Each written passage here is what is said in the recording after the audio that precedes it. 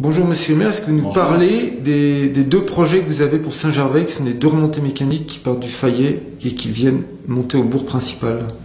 Alors, il y a une première qu'on appelle l'ascenseur valéen. Qu'est-ce qu'un ascenseur valéen? C'est un terme un peu bizarre, mais c'est en fait une remontée mécanique qui part d'un endroit d'une commune pour monter. Donc il part de la vallée et qui va vers la montagne. Donc là, le projet qui est maintenant abouti, c'est un projet qui part de la gare de Saint-Gervais et qui va jusqu'au bourg de Saint-Gervais, à côté du départ de la remontée mécanique qui ensuite va au Bétais. Alors c'est un projet qui est intéressant, intelligent. Pourquoi? Parce qu'il se situe à côté de la gare. Ça, c'est l'État qui nous a soufflé cette idée-là, et moi je l'en suis très reconnaissant. Donc on va arriver à cette gare du Fayet, soit en venant en train par une liaison nationale ou internationale, puisqu'on est une tête de ligne, le train s'arrête à Saint-Gervais ou part de Saint-Gervais, soit en venant de la région, puisque c'est aussi le départ et l'arrivée de ce que l'on appelle des TER, soit le Léman Express qui vient du bassin genevois et de Genève, soit de Chamonix, puisqu'on est aussi le point de départ et le point d'arrivée de la ligne à voie métrique qui va du Fayet jusqu'à Martigny, soit le tramway du Mont-Blanc, et ensuite l'ascenseur valéen. Donc on aura un vrai pôle d'échange intelligent, où on a des gens qui peuvent se rendre au Fayet avec le train ou avec d'autres moyens de transport, avec aussi une piste cyclable qui part du Fayet et qui va dans la vallée et qui va se réaliser très rapidement. Et on va pouvoir prendre cette petite liaison, 4-5 minutes, et arriver donc au bourg de Saint-Gervais, au Châtelet, en rive gauche du Mont-Blanc. Donc ça, c'est le premier projet. Et ce projet-là, il a suscité d'autres réflexions. Il a suscité la réflexion de notre exploitant de remontée mécanique qui dit ce serait bien aussi d'en profiter dans ce cas-là pour refaire ce maintenant vieux télécabine qui va de Saint-Gervais au Bétais, vieux parce qu'il est des années 85, parce qu'il est très énergivore, parce qu'il est aussi il est coûteux en personnel. Pourquoi on n'en profiterait pas pour faire un vrai transport public et touristique qui aille du Fayet jusqu'à Saint-Gervais et qui se poursuit vers le Bétais avec des cabines débrayables. Donc c'est le projet qui est abouti et c'est le projet qui a été présenté donc à Laurent Wauquiez pour la région, président de la région Auvergne-Rhône-Alpes et au département de la Haute-Savoie. Donc ça, c'est un projet qui est réaliste, réalisable et qui va complètement transformer les modes de transport de Saint-Gervais, mais aussi de toutes nos vallées. Pourquoi? Parce que, par exemple, en été, en automne, au printemps ou l'hiver, en début de saison, quand il n'y a pas trop de neige, on pourra très bien venir avec son VTT, partir du Fayet, monter sur tout ce domaine et aller faire du VTT jusqu'à Pras-sur-Arly, jusqu'au Contamine, jusqu'à partout où on pourra y aller au travers des chemins. Donc on est sur un transport de personnes, ce sont les habitants qui vont en profiter en premier, mais aussi on est sur un transport lié au tourisme, que le tourisme concerne nos habitants ou qu'il concerne les gens qui viennent profiter de notre territoire. Donc projet vraiment très intelligent. Et le second alors? Alors le second, c'est un vieux projet, c'est-à-dire que c'est vraiment ce qui se faisait avant l'arrivée de l'électricité, c'est d'utiliser l'eau comme la force motrice quand on a une forte déclivité. Alors c'est ce qu'on appelle un ascenseur à eau. Ascenseur là a un autre sens, c'est pour montrer que c'est un appareil de petite taille, mais ça peut très bien être un appareil de type funiculaire ou un appareil de transport par câble. Là le choix n'est pas fait.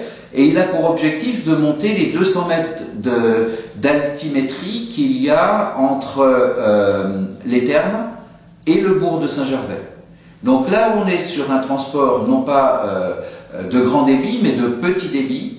Quand on dit ascenseur, c'est une cabine de 10-12 places. Et qu'est-ce qu'on va utiliser? On va utiliser la force motrice de l'eau, et non pas l'électricité, pour faire monter ou descendre une cabine. C'est-à-dire qu'on remplit une ballast, ça fait monter la cabine, on vide la ballast, ça la fait descendre.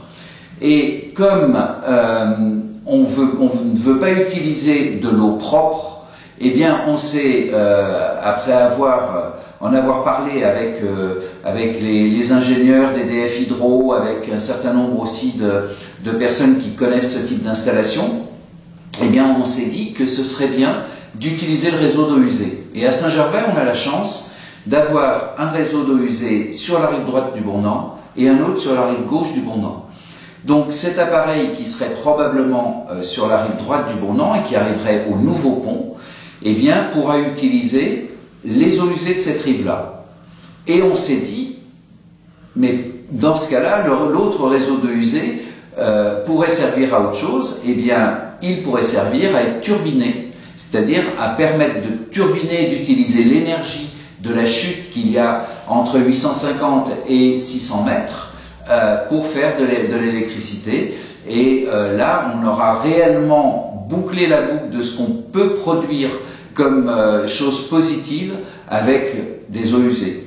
Alors, c'est un système qui existait à Thonon, le funiculaire de Thonon, qui existe aujourd'hui à Zurich, qui existe au Portugal, qui existe en Grande-Bretagne, qui m'a été soufflé par un Anglais, Monsieur Farmer, c'est celui qui nous a offert le petit train qui est dans le parc thermal aujourd'hui et qui m'a dit un jour, pourquoi vous faites pas un ascenseur à eau? Chez nous en Angleterre, il y en a beaucoup et c'est quelque chose d'intelligent. Mais c'était il y a 15 ans.